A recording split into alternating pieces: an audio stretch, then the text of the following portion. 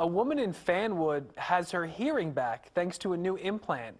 That implant is known as Bonebridge. It was activated today for the first time. Joan Rekemeir is the first person in New Jersey to have this surgery. She got sick with a virus in 2015. It left her with nerve damage, hearing loss, and hearing distortion in her right ear. She says it wasn't until she met the doctors at Summit Medical Group that she found hope. I've been waiting and anticipating this for so long. I can't believe it's actually finally here. I'm looking forward to just having somewhat of normal interactions with people. Bonebridge is the world's first bone implant to combine skin with sound stimulation in the brain.